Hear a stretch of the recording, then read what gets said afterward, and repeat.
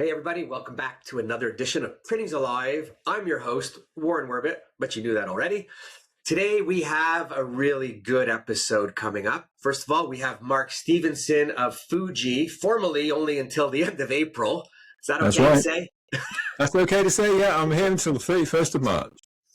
Actually, before we start even, I will just say this because I always say it. I think Fuji is awesome. When I had my company for 27 years, I was with Fuji. It started off with Al Gonshore, who was McCutcheon Graphics before Fuji took him. And he brought me in, and I was there for 27 years. I ended with Jerry Leclerc. I never changed for $1 a plate for a consumable for nothing. The whole way through, probably my only supplier that I ever had that didn't change. Now nobody's going to believe I'm not paying you.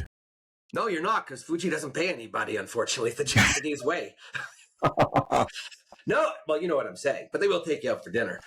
In any case, love the company, but today's episode is going to be something that, I don't know, I always talk about, but here we go. So for years, and I mean years, I've said something that makes people uncomfortable. OEMs are not your partners. They say they are. They use the word. It's in the brochures. It's in the PowerPoint. It's in every sales meeting. We're your partner. But I've always believed, and I've lived this from the print owner side, that OEMs are business first. Public ones answer to shareholders, private ones answer to ownership, and at the end of the day, they're there to sell machines, they're there to sell clicks, they're there to sell consumables and protect their ecosystem. Now, before anyone gets defensive, this is not a bash session. I'm not out to kill anybody. It's a conversation. This is business, because printers are also in business. They have margins to protect. I hope they have margins to protect. We negotiate. I wish we negotiated better. We make decisions based on survival and growth. We could debate that one after as well, you know, but, and so then why would OEMs be any different? But here's where it gets interesting. Is there a difference between publicly traded OEMs and privately held ones? I think so. Does quarterly earnings pressure change behavior? Absolutely. And we all have experiences. Is the word partnership real, or is it just very good positioning? There's that word again, positioning. Well, today's guest is Mark, and he's going to help us understand a little more, or try to poke holes in whatever I think. But either way, it's going to be a real, honest conversation, one that I really haven't heard anyone talk about, and I think it's really important. So welcome to the roast, Mark. Thank you very much. I'll try and give as good as I get. Yeah, it could only be. No, it's all good. It's all good. It's listen, I think for starters, it's like a love-hate relationship, right? It doesn't need to be. I think you're over confrontational, Warren. Who would have thought that of you? But you say it can't be. It's not a partnership, but it can be. Okay, and so it very often is. Let's talk about the word partnership from the ownership perspective. Partnership generally relates to my partners in my business and my shareholder, agreements that we have and what we're working for the same common goal. Would that be a fair definition of partnership? Working towards a common goal, certainly. With my partners, my shareholders. You can't expect it to be the same relationship as you have with partners in your own company when you're dealing with another company. But you can have a different kind of partnership where you both win, instead of it being a who's going to win this negotiation. If somebody loses in a negotiation, it's a bad negotiation. Agreed, but the truth is, when I talk to other printers, more often than not, the printer has less room and is held to what goes on with the partnership. And a partnership, to me, is where both parties are working together to make it better, not worse. Absolutely. I have, in my experience, OEMs, particularly big publicly traded ones, that make decisions on whims, or it seems like whims, no notification, no notice, and then the contract and everything changes. So what happens then? Well, you've got a poor relationship with your supplier in that case. And there are, in every organization, I'm going to go out on a limb here, In every organization, there's somebody who wants the best for both parties. It might not be everybody. You might have a sales rep, for example, who is poorly educated, poorly motivated. If that's the case, swap. Find another one. They might be from the same, even from the same company. But if you're not satisfied with the person you're talking to, go higher. Find the person, find a recommendation from your network, and you've got a network, Warren. Find a recommendation from your network of somebody in that organization who will listen and who will make a difference. Because every organization's got them, and they might be working within constraints that you don't like. It doesn't mean you can't get a good deal out of it. Oh, that was a big word you just used for an OEM, constraints. So, Yeah. okay, you say go around. Well, I've been with companies where I've asked, and you just can't switch like that. And I want to start off first by saying, why do I have a rep that's uneducated, incapable, and unable to do what he has to? There's a mixture of capability in the channel, and you have to pick the right ones. And that's where partnership comes in. You find somebody you trust, find somebody who other people trust before you jump in.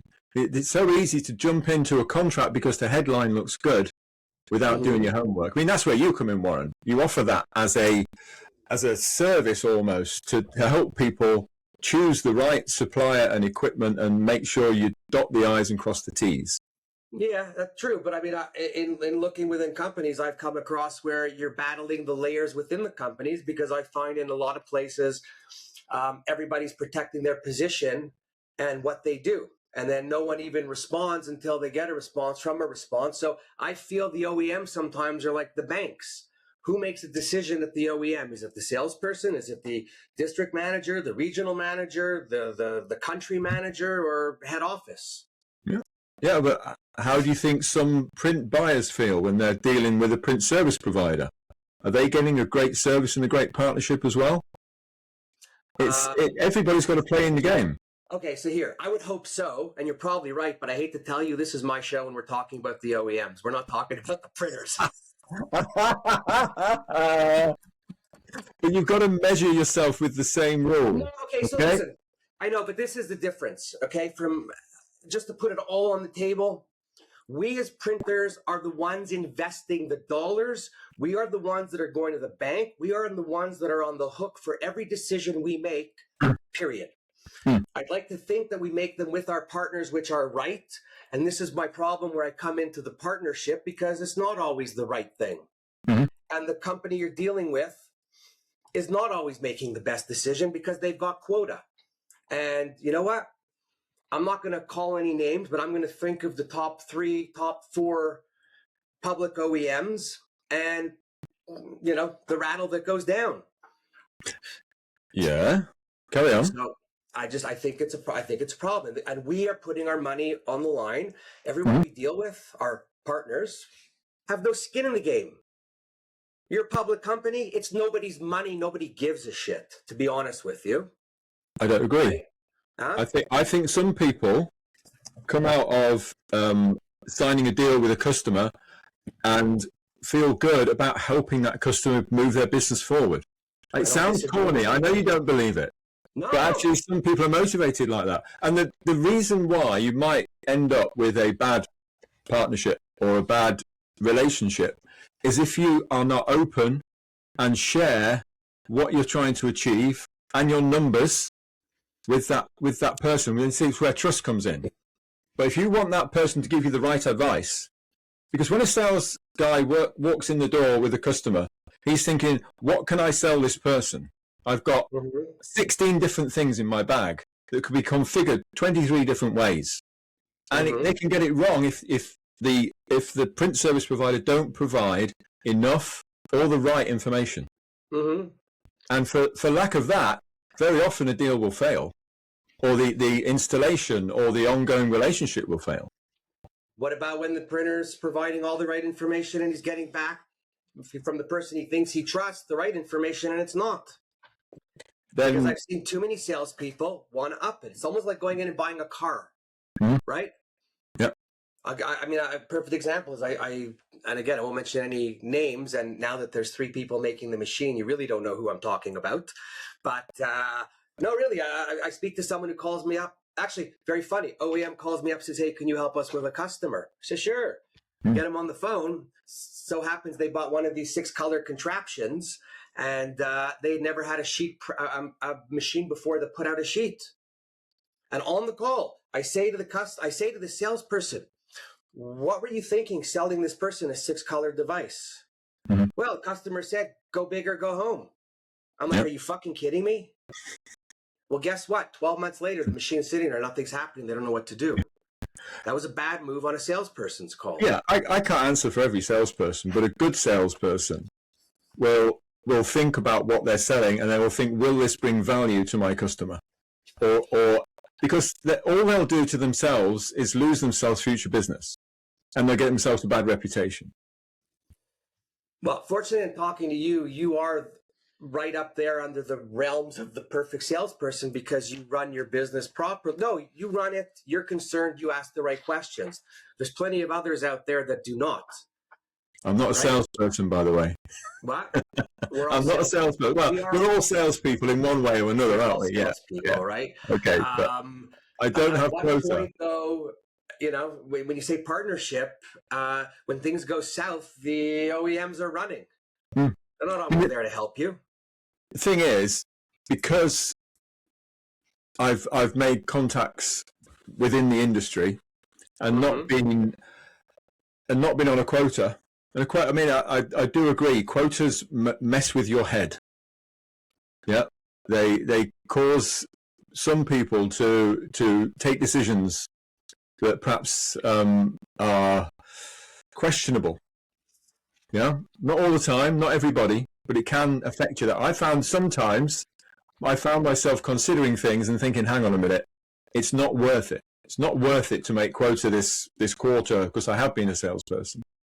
And hang on, I'm sorry. So then you are in direct conflict with your CEO. I'm in conflict with myself because the CEO says, I don't give a rat's ass. You go make that sale. We need the number. Why now every CEO is evil, yeah? Yeah. Yeah. Honest to God, every CEO, listen, and anyone I've had to ask this to offline, because everyone wants to protect themselves, every CEO of a public company is interested in only one thing: shareholder value, earnings, and his golden parachute. Period. Yeah. Now, they can pretend while they're in the position, but that's what it is. It's public companies. And everybody in a public company said the same thing to me. Public is public, and they only have one thing: shareholder value. Private ownership is different. They play differently.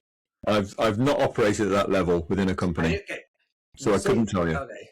But what I know is not everyone can be as close to the customer as the salesperson or the technical advisor that's in that company. They have to.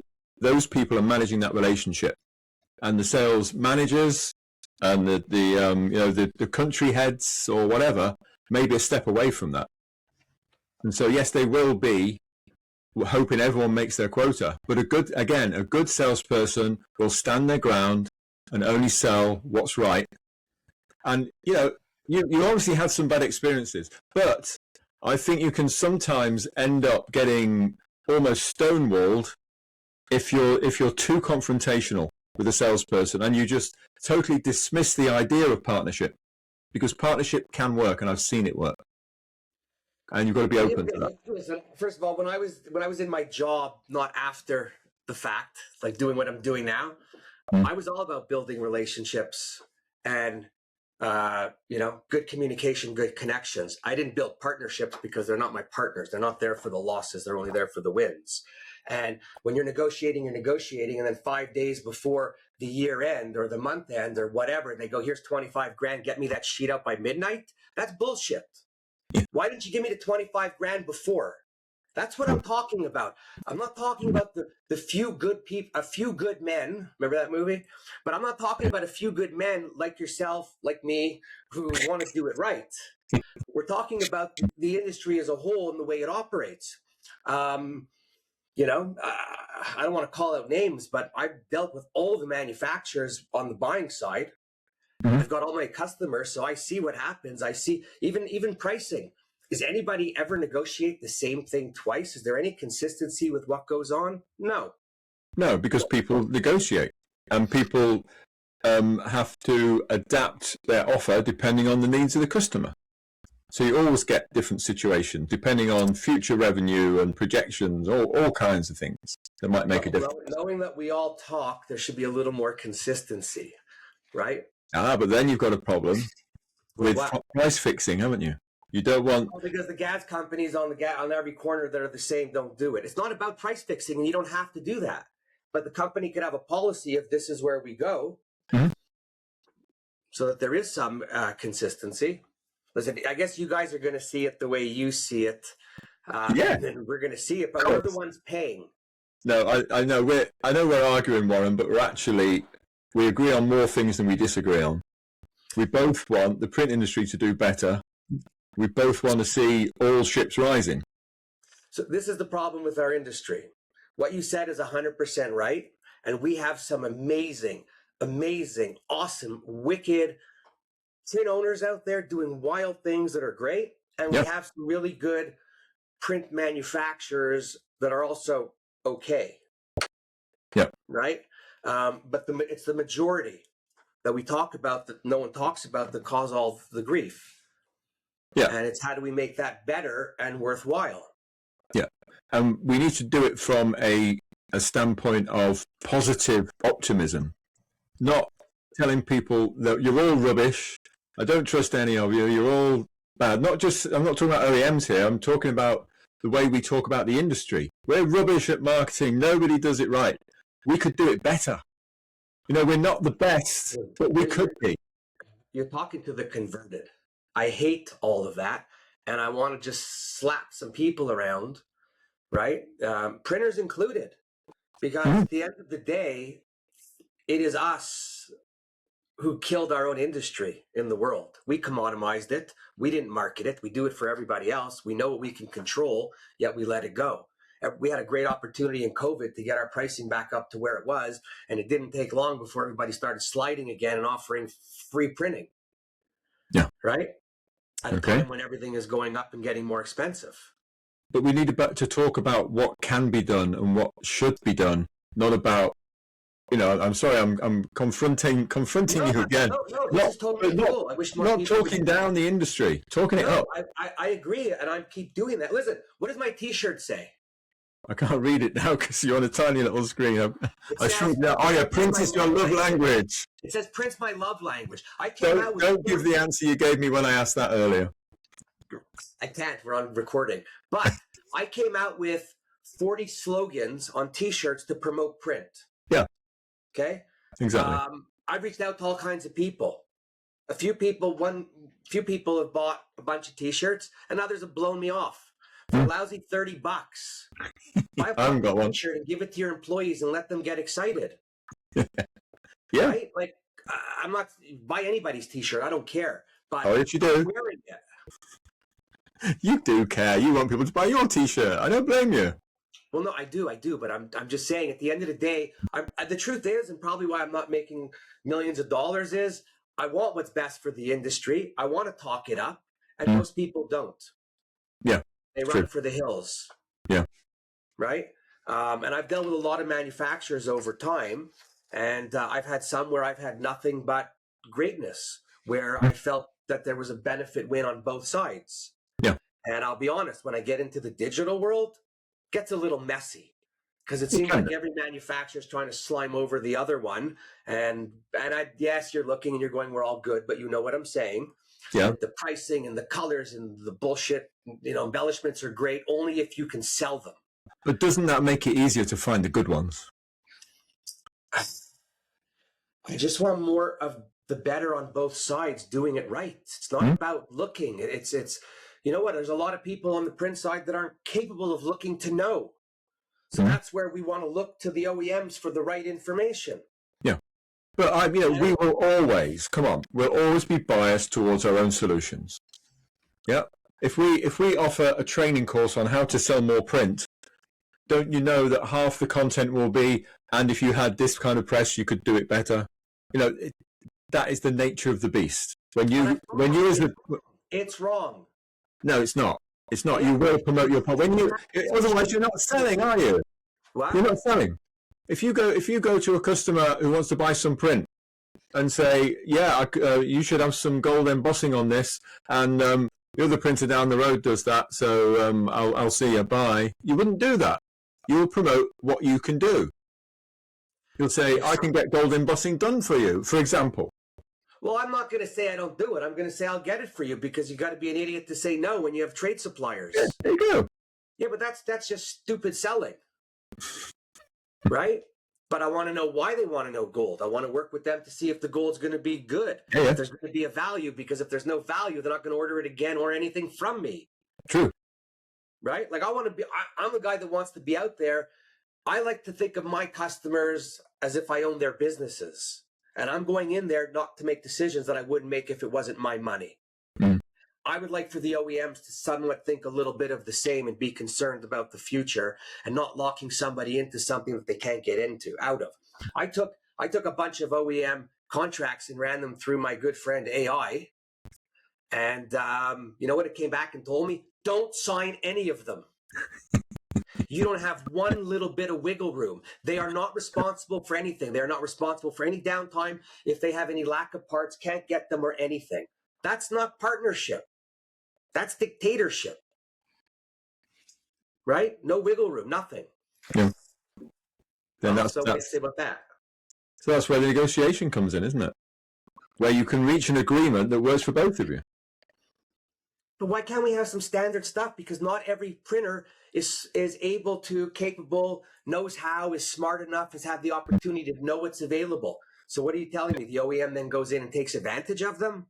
I mean, I could be harsh and say one of the lines that you came out with a long time ago, which was, if you don't understand it, you're too stupid to run a company. Oh, and you said that yourself. But that doesn't mean the OEM should take advantage of that idiot. Yeah. Well, that's it. Yeah. No, there is some discernment needed. I will agree. We're agreeing, Warren. It's okay. That's good, though. And we're not even at the pub. I would just like to find a way to bring the sides together. So let me ask you a question. Public OEMs, private OEMs, difference? Negotiation, talking, relationship, forget partnership. Yeah. I've not really had the experience of that. I can't answer for them. Okay, that's a nice politically. Well, I've worked for one corporate company for 27 years. I've not worked for any other manufacturer. So yeah, I couldn't tell you. For the right one. Well, I worked for one of them, and there are lots of good ones out there. I've got to say that now, because I'm gonna be independent in a month's time. Well, I want to be nice to Fuji. I'd like them to bring me down to Japan and have me speak to the crowd. But anyways, leaving that aside. Right? Yeah, no, how do we get everybody? So actually, I'll just go back to private. Private OEMs are like private business.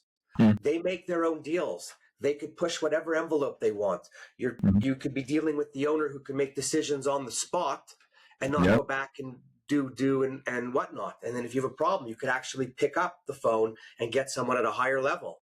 Yeah. But then, when you're talking about a supplier, you want that supplier to be strong. You want that supplier to be there. You want their infrastructure to be sound so that you can get the service you need. And you won't get that unless there's give and take on both sides. Look at the companies who came into the market, promised the earth, never made any money, and disappeared again. Let's look at the companies that are promising the earth, the world, the moon, and everything, and not making a whole lot of money and still pushing bullshit that are still here. Right? There's always a mixture. Those are the big ones, right? I just like when I deal with private one where they have skin in the game and they actually care. Like the CEO of HP who just left, he couldn't give a shit about who has what, right? Nor could he ever. He just wanted the numbers from all the divisions so that he can get his bonus. That's how it works. I know you don't have to agree. Yeah. I don't know the guy. All I know is in every organization I've worked with, I've always found somebody who cares and can help to get things done for customers. I mean, we've done, we've done solution building with a variety of vendors all coming together, and getting a solution into a customer. And you have to find out who the key people are and work with them. And it's not easy. You can't Well, just walk up and demand things. You have to sorry, say, I'm going to cut you off. The majority of our industry, unfortunately, is a lot of like medium, smaller companies. Hmm. They're not gifted, crafted in being able to find all of those little people, places, how to get things done. This is my point. This is my point. This is when you go to a supplier who's going to supply, I don't know, the press part of it. Mm-hmm. You need workflow, you need finishing, you need web to print, you need whatever you need. Yeah. Mm-hmm. If you go to someone who can supply the whole solution, whether it's internally or whether they use partners or not, and you've got one person responsible, then he's your champion or she is your champion to get that solution in there and make sure everything works and coordinates the project. But you've got to find that trusted person. You've got to be open and go into and I'm going to say the word partnership again. It's not the same kind of partnership you're talking about, but you've got to share what your goals and aims are and what your figures are so you can get all of that going. I will accept that. Right? Yeah. Then there's the printer. Okay, you win one. One for Mark. Then there's the printer, the small medium guy who's limited on his finances, he's limited on his human resources, he's limited on his technical abilities. Yep. How does he find that right person? The majority cannot. That's a fact. The majority cannot find the right people. So now I'm turning to the OEM and saying, who's the right person here to work? And they don't have a lot of that. That's the problem. That's where the printer starts to feel getting rolled over and stuck. Then we need to improve the quality of the people that represent us. Sorry, I didn't hear that. We need to improve the quality of the people that we have to represent us. Right. As OEMs, and I've got no beef with saying, we need to put more resource into training and education and not only, head knowledge, but also in the heart of what they're driving and the culture of that organization needs to be right. I got nothing else to say because you said exactly what has to be done, right? I mean, we are the buyers, so we have to be looked at as the customer. And I always say sometimes to the salespeople selling equipment, like, you're suggesting that to me. I said, but what happens when you go to buy a car and the guy suggests it to you like that? Oh, that's ridiculous. I go, interesting. You don't live how you work. You don't have that common ground. My insight is I think the same everywhere I am and I do the same. So why can't you treat people the way you want to be treated or do what you expect? And I don't think we have a lot of that, right? We can always do with more. So, and I think I've had a salesperson come in when I bought a piece of equipment once and I said to him, listen, I know a lot of people. I don't want to do the negotiation thing back and forth with you. I want you to come in with your best foot forward. And what's going to happen is this. You're going to tell me I'm going to trust you. Afterwards, if I'm talking to my friends and I hear that, oh my God, their price and my price is the same, we're good. If I'm paying a lot more, you're done, never coming back. They never came back. So why can't people be a little honest? I can't answer for everyone. We both know what it should be. I'll give you a fifth. You're in the UK. You probably take the fifth. I think it works there too. I don't think we've got them. We haven't got a Bill of Rights. We haven't even got a constitution in the UK. Did you know that? You don't even we haven't got a written constitution. You don't have a constitution. You're in the same hierarchy that we are in Canada. Oh, we're fucked. You're a colony. I don't even know if we're a colony. I'm thinking more like a village with nobody in charge. Anyways, back to print. Yeah. So I think what I'm feeling is you do the right thing. You think the way I wish everybody else would think, but I wish that the OEMs would pick it up a little and understand, who they're dealing with. And I'm speaking as a champion for the little guy, because little guys should not be having 6-color presses when they never sold a color before, or being talked into web to print systems and software and whatnot until they're ready. Yeah. And it happens more often than not. And that's the part that upsets me. Yeah, and that's where printer, man or woman, basically have no chance to get ahead of the 8 ball. Yeah. And that's where patience comes in.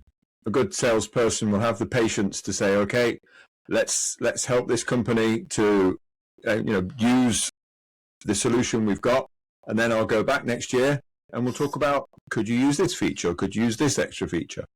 But and that's where longevity comes in. If you've been or plan to be with a company for a while, you can afford to do that. Well, you just better hope your CEO agrees with you, because if you don't make that sale, you're fired. There's conflict everywhere. There is, and it's you're navigating a path through several thousands of dollars. It's like going out to buy a home that's not going to be your home. Doesn't work. We don't have money to throw around like that, and every installation costs extra money. Mm-hmm. So what do we do okay, let me ask you then, for what I'm saying, you don't have to agree with me, it's okay. Yeah. Right? Okay, you just agreed with me, so that's good, I got you. But so what could the OEMs do better? Like, really, a few things to make it easier when they're dealing with some customers if they want to sell them. I'm even particularly new ideas, like when everyone started selling the embellishment, the big push, right? Yeah. Personally, I'm a high-end guy. I love the flash, I love the bling, and I love all that if you could sell it. But the truth is, most printers, and I don't care what anyone tells me, it ain't for them. No. Right? Yeah, I get where you're coming from. Sorry, what'd you say? I get where you're coming from. I'm trying to get you to say you're right, but but I'm serious. There's two sides to a coin, aren't there? One is, you don't sell embellishments, then I won't listen. This is the situation. You could say to a customer, if you don't sell embellishments, then I'll sell you something that hasn't got any embellishments on it. The other side of it is, if you don't sell embellishments, you really ought to start, because it could be the key to some profitability you're missing out on. So, okay, I agree, considering I bought the first Xerox that came out with the big tray and the triple extra colors and all that other shit, and couldn't sell one sheet for a nickel more. But forget that. Shouldn't the salesperson know, looking at the customer, who realistically has the potential to be successful with it? Yes, and you've fallen into my trap, because that means the customer needs to be open and honest and share what they're doing and where they're trying to go, and not just say, give me your best price or you're out the door. It needs to be a two-way flow of conversation. Otherwise, the sales guy can't make that choice, make that judgment call. Well, the salesman's there. It's a 6-person operation. They see what they're doing. Their revenue is $1.6 million. You could make some decisions with them. You could help them. You could show them. You could give them the layup, the way you can move into it. You don't go sell them a full machine and full-blown everything. Depends what their customer's going. They might say, next year I want to be twice as big. You don't know. Fuji soon, because this isn't working very well. No, but I'm just trying to get the blinkers off. And no, I get it. More lively. I'm not disagreeing with what you're saying about potential opportunity. I think, but it's more on the OEM side to recognize who has the potential to push and not push the unpotential. Yes. And there's a lot of unpotential people being pushed. Yeah. That's my worry. Not the ones that should do it, that could do it. And the ones that could do it, do more of it. Buy another machine. But there's too many that can't, that are getting, sucked into the vacuum. And then they panic. Yeah. Right? OEMs are not there to help you with marketing, and some shouldn't even pretend or say. Yeah. And that's where the responsibility of the OEMs comes in that we don't have a lot of salespeople out there drinking their own Kool-Aid, if you want to put it that way, where you get the impression that everybody needs gold, silver, and a varnish, because that's what we've got, and it's our competitive advantage over anybody else. And a good salesperson won't go down that route, because they'll make that judgment call. But we're going around in circles now, Warren. No, but then you have the OEM who didn't train their salespeople well enough to put them on the street. That's what I said. I know. So it's all the OEM's fault. We're back to the beginning. We are. The OEM's fault. Listen, fluorescent pink. See how that comes about? Fluorescent pink. Okay, honestly. Okay, Warren. Do you want to say you've won this argument? Because I don't mind. It's not a win. It's not a win. It's who's going to walk away learning something or maybe making a change to help somebody else on either side better. How's that? Yeah. At the end of the day, I want this industry to just expand, to grow, to be highly profitable. I think the end users should be bowing to us, because without us, they're not selling any of their products or making any money. Yeah. But that's not how it happens. We should take ownership of it all. We should be in for a percentage of the sales of companies that we help grow their products. Yeah, wouldn't that change things? And the OEMs could do the same for us. Take a share of the profits if you could help us get there. I've seen deals like that. They've never worked out, but I've seen deals like that. Right? No, I listen. I love this industry. I think it's one of the best industries in the world. I think the world cannot live without us. Right? Nothing. No, absolutely can't. No drugs, no condoms, no food, no alcohol, all the important stuff. No cannabis packaging, right? It's 2026. All the essentials of life. Right. And it's great, but I'm really I've always had a problem. With the OEM, even I had a sales guy. He's working in one company and working with him for a bunch of years, and it's the best equipment. And he switches companies, and he calls me up and he's like, "Oh, dude, you got to look at this. This is the best." I said, "How did that happen? Overnight? What do you want me to do with what you just sold me 8 months ago?" Yeah. "Oh, we can help you get rid of it." Like, fuck you. Help you get rid of it. Get out of here. That's another problem, right? Everybody's up. Don't hold back, Warren. I got the feeling you're holding back somehow. It's one episode we're doing this. Why should I hold back? But if I'm going to have a partner, I want a guy who's there and concerned about my loss. Absolutely. Not when things get tough, they look the other way and don't return your phone call.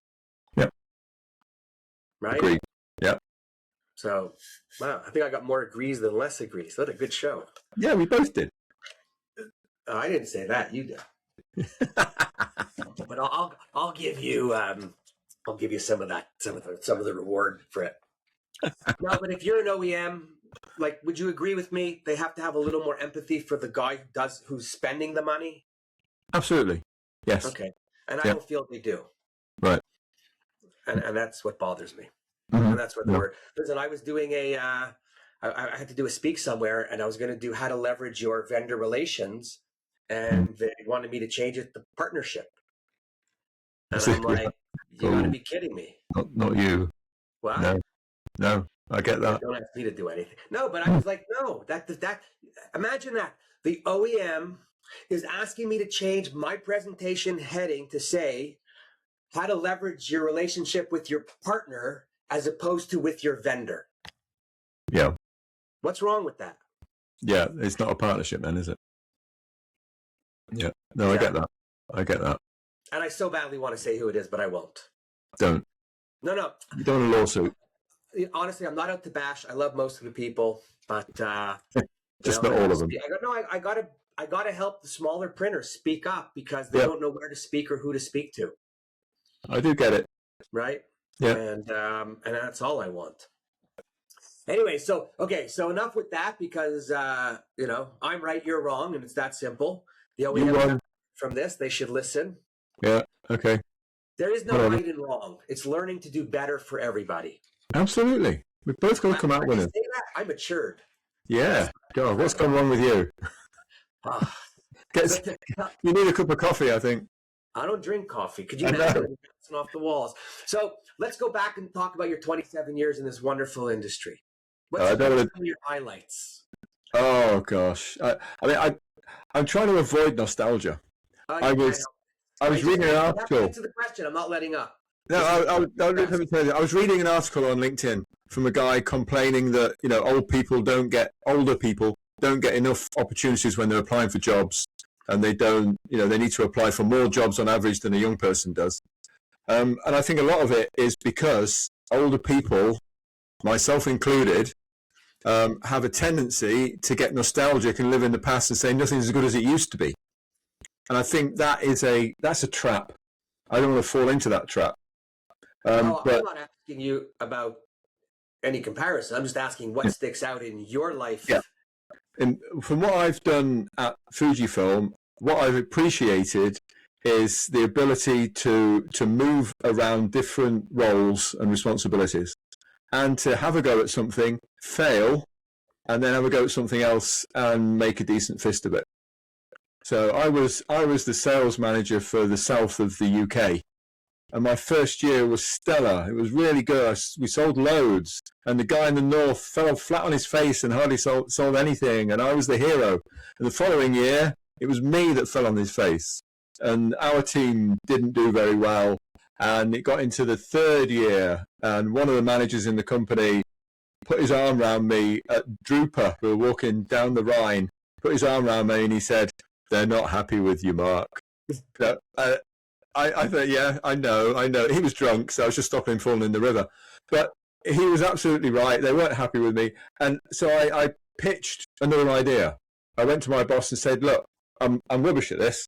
I could do that instead. And he agreed. They gave me the chance. And, I started on a new path. And having that ability within a company is fantastic. Yeah, I don't think people stay in companies as long as you have anymore. I don't know. There's still a few around, but I'm wary of people who swap every 18 months to a different company. Oh no, that's something else. No, but I just mean today, people starting aren't doing like, maybe not. Maybe that, maybe the culture of the company needs to improve in that you can give people that flexibility. And a lot of the larger companies. Two of my daughters work or have worked for PwC, PricewaterhouseCoopers, massive. And the way they develop people and give them opportunities to be developed is way beyond what we're doing in the print industry. We don't do anything in the print industry. There you go. Nothing. We could do more. What do I hear now? As everybody's getting older, thank God for AI for estimating, because you can't find estimators anymore. Yeah. Why people buying more digital? Because you can't find offset operators to run presses anymore. Mm-hmm. It's ridiculous. Yeah. It's we need to do more. We need to promote. We need to change. Mm-hmm. So there's another problem I see. As the industry ages a little, we have a level of people who maybe should be exiting to help change things coming up. Yeah. And they're not. And exactly. People are hanging on. This is where I feel, I've had a great opportunity in the past 5 years. I've had the opportunity to get involved in all kinds of projects, presenting, writing scripts, making video, hosting different things. But there are people younger than me, more and just as capable, who I now feel, because I'm moving on from Fujifilm, there's an opportunity there for those guys to get into that kind of thing. And it needs that, because if we're going to bring young people into print, they don't want to see either grey-haired blokes like me or bald-haired fellas like you. Yeah? They want to see people that look like them. Yeah, like this. Yeah? We need to... We're male, pale and stale. I think that's Paul's line, no? But, but what also gives the opportunity for me now, from April, to possibly branch out and do some of the kind of work I've been doing, but for the industry as a whole, not just for Fujifilm.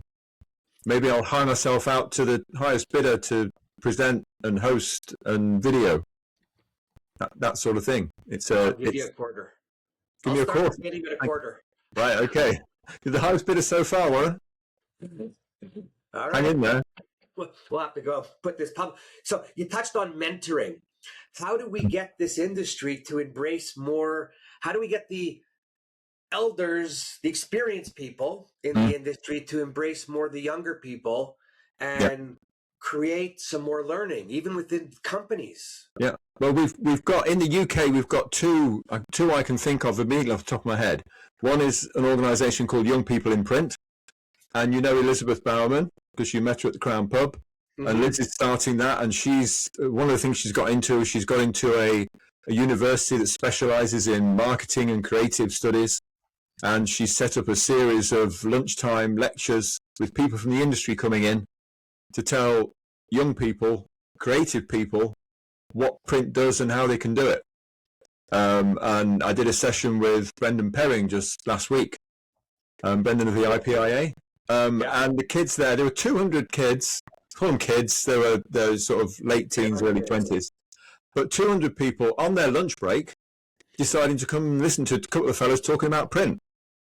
And their eyes were open. They didn't realize how much print there was around them.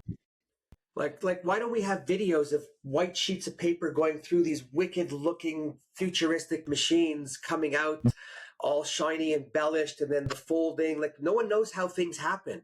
Yeah. We don't do anything to promote the goodness of creativity, the ways that you produce and you give the shine. I remember we used to have students coming in from the trade school, and you walk them on the big press, and from piece of paper to what comes out the end, they're like, where did those million colors come from? You know, we don't do. How do we make our industry, more glamorous, more appealing? Exactly. More appealing. So we got young people. Why are we not making video game like promotional videos? Because everything now is touch, everything is screen. The front of offset presses, your digital presses are push button. No one's getting dirty anymore, right? It's not. It's some clean videos. Yeah, we're not necessarily a craft industry. We're a tech industry, and that doesn't come across.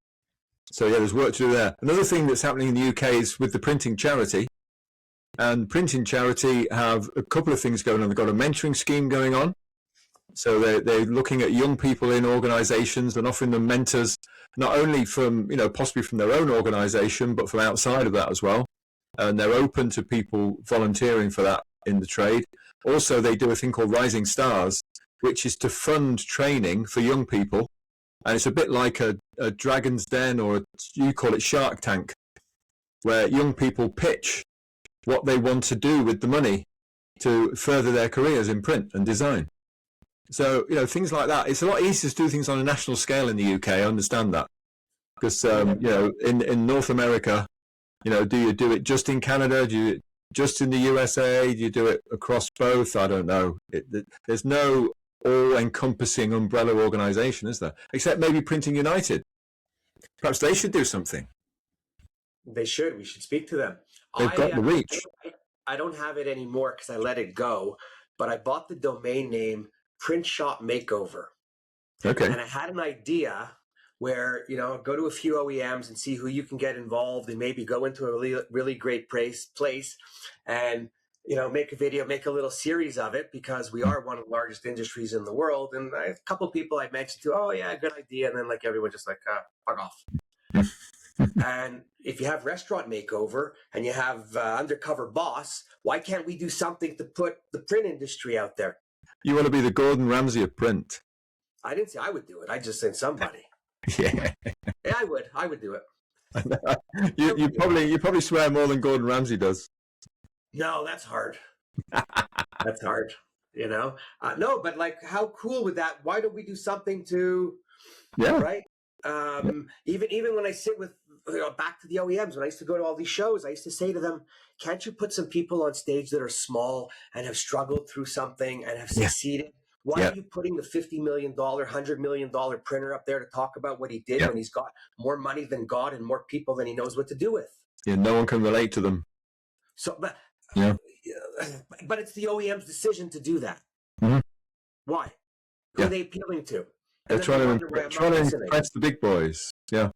No, but then they wonder why I'm not listening in the audience and talking to the guy beside me, because I have no interest. It's not possible.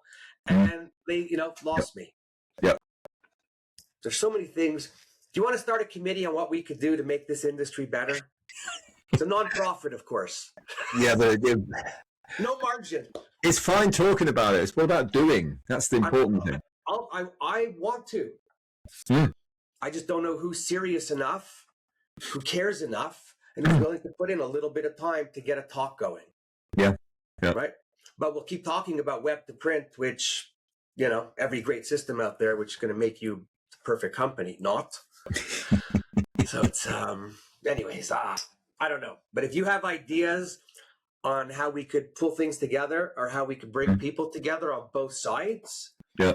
And, I want to sit around the table where nobody wants to be king. Yeah. Because that's another problem in this industry.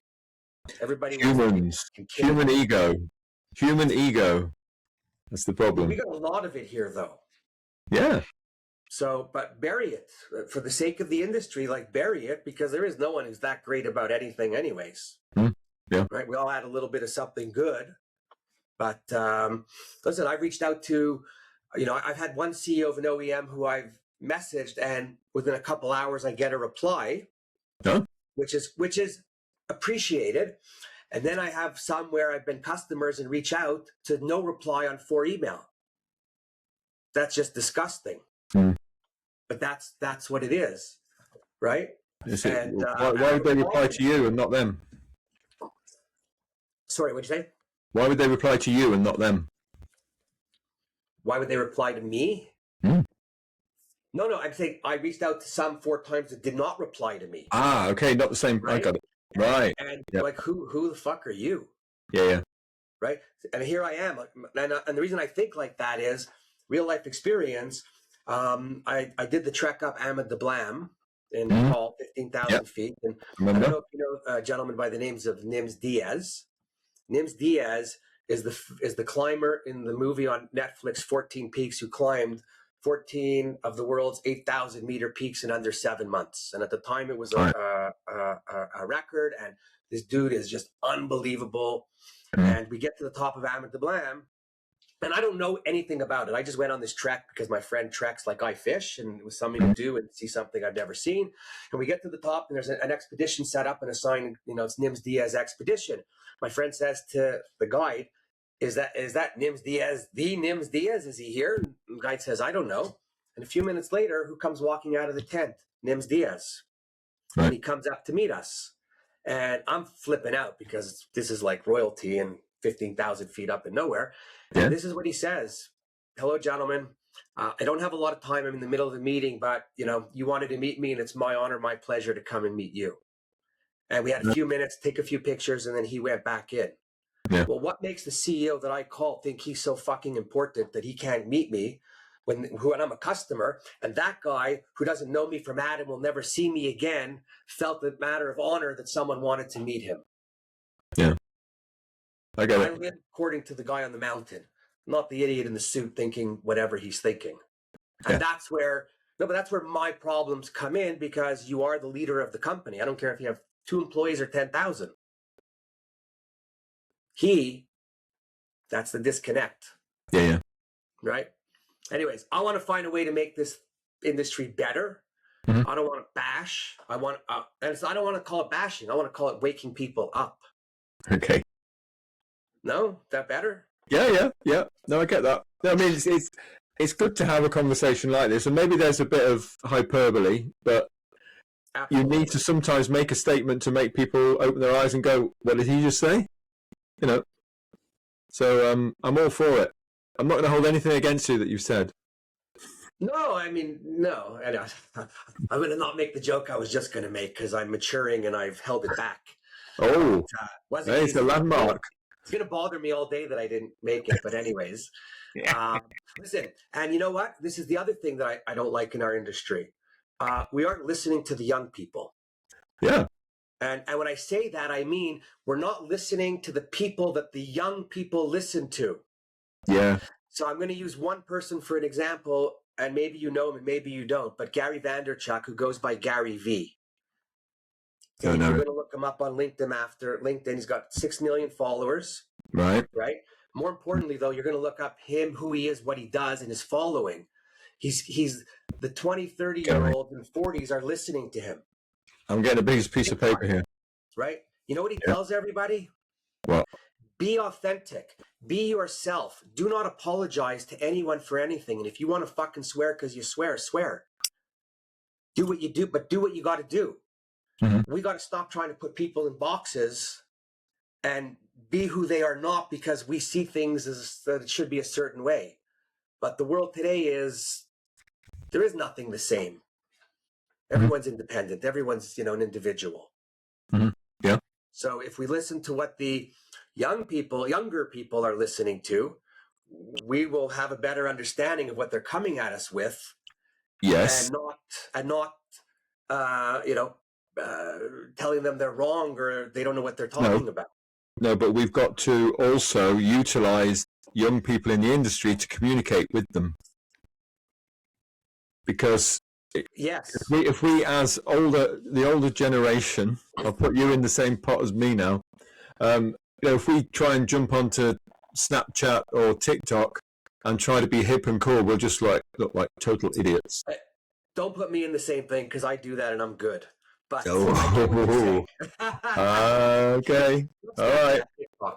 I'll ask my kids to check you out. Tell them to go to my TikTok. I got some good fishing video. No, but you're right in that we need to talk and put them on a pedestal and have them come in. But that's not happening. And I hear that. I had one owner say to me, "Well, how come I can't keep young people?" I said, "Stop talking to them, because you talk to them on the way in and you never go back to them." Yeah. So you made them think that they should wait for something because you're bringing them back an idea, an action, or something. And where are you? Best thing I heard this year. There was a lady, the print owner. She bought a bunch of my shirts, right? Like she bought 6 of them actually. And when I woke up that morning, and I saw like on Shopify the cash register go, so you hear a bell. So instead of an alarm clock, I have cash registers. No, it was good. It's exciting. I hope I get a lot more orders and I get sick of hearing it and I turn it off. But right now I'm not. And anyways, she bought 6 shirts, and I look at it and I go, "Oh my God, I'm freaking out." So I called her.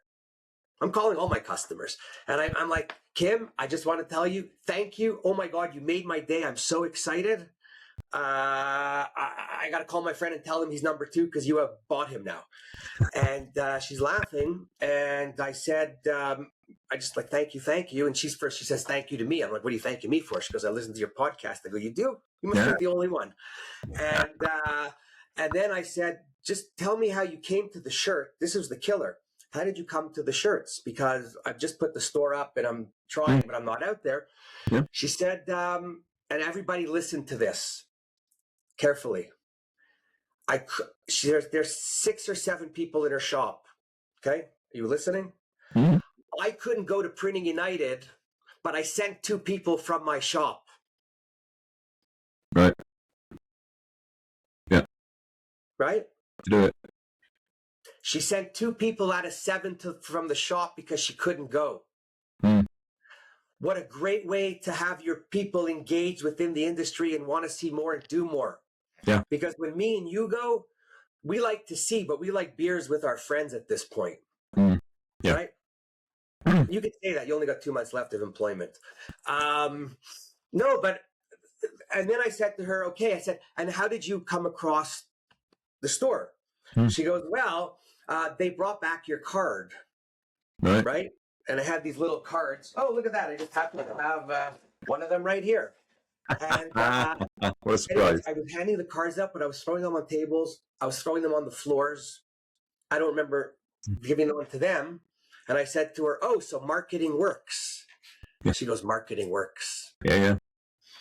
So how amazing is that? That a lady with 7 employees sends 2 of them because she can't go. Yeah. Well, I think I can beat you on that one. I was at Drupa once, and we Fujifilm had a boat. Instead of booking a hotel, we booked a boat to live on for the 2 weeks. And we had, I don't know, 50 odd rooms on this boat. And I met a customer on our stand, and I said, "Oh, where are you staying?" He goes, "Well, I'm on a boat." I said, "Oh, we're on a boat." I said, "What's the name of the boat?" He gave me the name of the boat. I said, "Oh, you're on our boat." And he goes, "No, you're on our boat. We've got 80 rooms on that boat. I bought my entire staff." Wow. And he said, "I come out on a Friday. I say to everyone, if you want to go into the show, great. If you want to go down into the Altstadt and drink beer, that's fine as well. It's a weekend and it's on me." And he said, "The serious ones go to the show, and the guillotine operators go to the Altstadt and drink themselves silly." But I thought, well, credit to you for doing that. I want you to send me that guy's name and number. I want to speak to him. That's amazing. Oh, gosh, I don't know where he is now. This was a while ago. All right, if you don't. No, but I'm not in touch. Imagine if every print owner would bring one new person that's never been to the show. Yeah. Right? Couple things. A, you you'd open their eyes. Mm. B, you would empower them to feel like there's somebody in your company. You would make them feel like you actually care about them and you're interested in them and you want to help educate them to do better. They're going to go back and tell everyone that everyone at the shop what they saw. Yeah. Most of us go back and don't even talk to anyone after the show. Mm.